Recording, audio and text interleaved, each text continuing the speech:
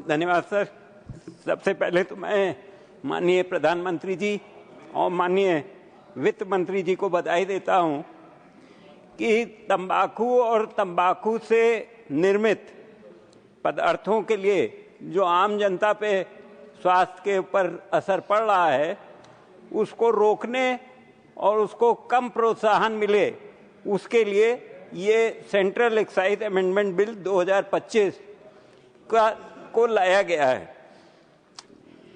इस बिल में जो पहले सेंट्रल सेस था उसको हटाकर अब वो सेंट्रल एक्साइज के अंदर आ गया है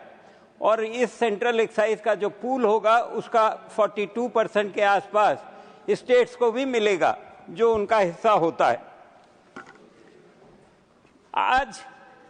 तंबाकू और तंबाकू से बने हुए पदार्थ हर वर्ग के लोग यूज कर रहे हैं, वो पुरुष हो, महिला हो, बच्चे हो, सभी कहीं ना कहीं इसको यूज करने लग गए हैं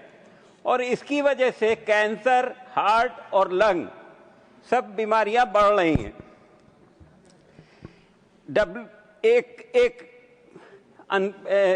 WHO की रिपोर्ट के अनुसार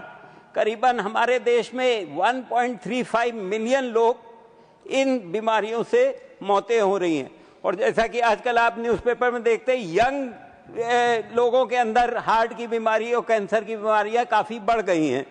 तो ये सारी चीज़ें कहीं ना कहीं इन पदार्थों की वजह में जुड़ी हुई हैं। इनके सिगरेट पीने से जो सिगरेट पी रहा है उसको सबसे बड़ा नुकसान होता है, वहीं दूसरी तरफ पैसिव स्मोकर का भी बहुत बड़ा नुकसान होता है।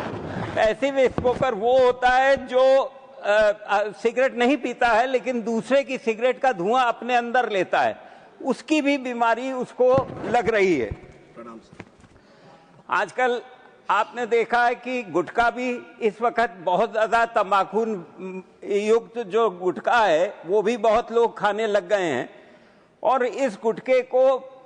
हमारे उत्तर प्रदेश में हो या बिहार में हो या और सभी राज्यों में इसका प्रचलन बढ़ता जा रहा है। छोटे से छोटा आदमी छोटे पाउच को लेता है, मुंह में डालता है और इससे कैंसर की बीमारियां, ज़्यादातर कैंसर की बीमारियां सब ये गुटखे के खाने की वजह से ही हो रही हैं।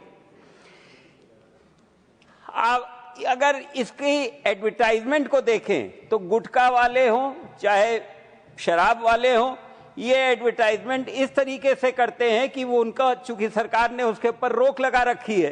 तो वो एडवर्टाइजमेंट वो इस तरीके से करते हैं कि उसका कोई सोडा या पानी की बोतल उसी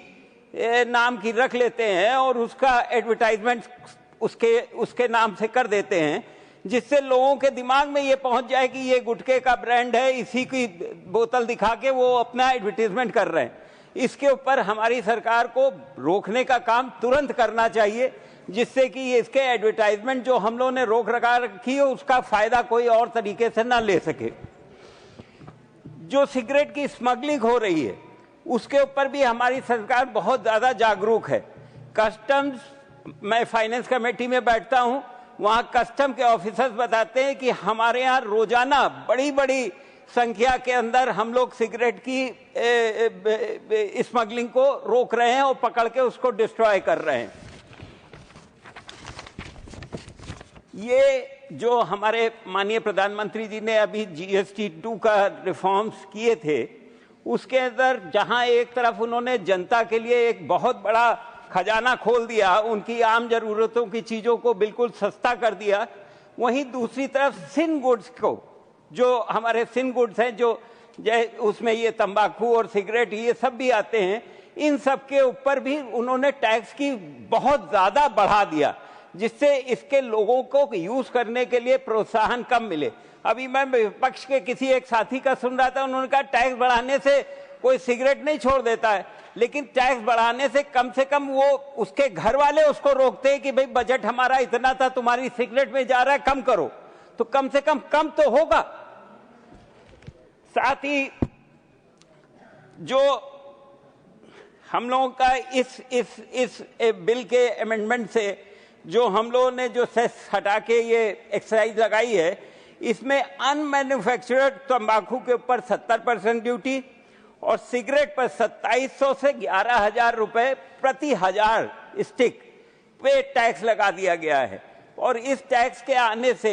एक तरफ तो हमारे खजाने भी भरेंगे और दूसरी तरफ ये लोगों के अंदर इसको न खरीदने के लिए एक प्रोत्साहन भी होगा। हमारे यहाँ जो इससे बीमारियां हो रही हैं उसके ऊपर भी प्रधानमंत्री जी बहुत चिंतित रहते हैं। जहां हमारे पास 2014 में केवल 7 एम्स थे,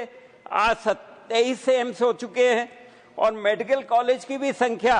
387 से बढ़कर 808 हो गई है। यूपी में, मैं यूपी से आता हूं, यूपी के अंदर मेडिकल कॉलेज 12 से बढ़कर 45 हो चुके हैं। तो ये सारी चीजें उसलिए की जा रही हैं जिससे लोगों को स्वास्थ्य का फायदा मिल सके। साथ ही साथ माननीय प्रधानमंत्री जी की जो एक योजना रही है जो कि बहुत सक्सेसफुल योजना है, आयुष्मान योजना, जिसके अंदर 5 लाख रुपए तक का बीमा दिया जा रहा है मुफ्त इलाज का, उसका 9 करोड़ लोग उसका फायदा उठा रहे हैं। उसके अंदर यही कैंसर, यही लंग्स, यही हार्ट की बीमारियों का इलाज होता है, तो कम से कम उसका इलाज तो हो पा रहा है।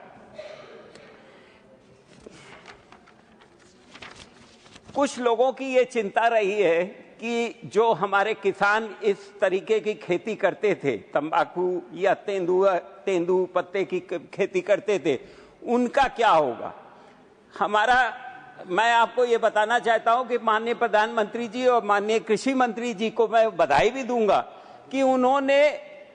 1,11,000 हेक्टेयर भूमि को दूसरी खेती में करने के लिए प्रोत्साहन दिया और लोग उसको करने लगे और आगे उसके लिए बहुत सारा प्रोत्साहन दिया जा रहा है जिससे कि वो अपनी ये खेती छोड़ के दूसरी खेती कर सके। अंत में मैं विधेयक को और प्रभावी बनाने के लिए जो कुछ सजेशन देना चाहता हूं, उसके अंदर मैं ये चाहता हूं कि प्रत्येक संसदीय क्षेत्र और ब्लॉक स्तर पर एक नशा मुक्ति केंद्र स्थापित किया जाए जहां पे लोग आसानी से मदद पा सकें। दूसरा, इस विधेयक से प्राप्त राजस्व को एक निश्चित परसेंटेज जो है वो कैंसर रिसर्च और अवेयरनेस कैंपेन के लिए निर्धारित किया जाए। और ये जो बच्चों के अंदर जो आज के दिन में ड्रग्स और ये सूखा नशा चल रहा है उसको रोकने के लिए जरूर प्रभावी कदम उठाने चाहिए। मैं सारे सदन से ये एक निवेदन करता हूं कि ये जो बिल है ये केवल सत्ता पक्ष की तरफ से लाया हुआ बिल नहीं है, ये देश हित के लिए बिल किया गया है और मेरा ये निवेदन है कि सारे लोग मिलके इस बिल को पास करें। बहुत बहुत धन्यवाद। मैं इसका समर्थन करता हूं।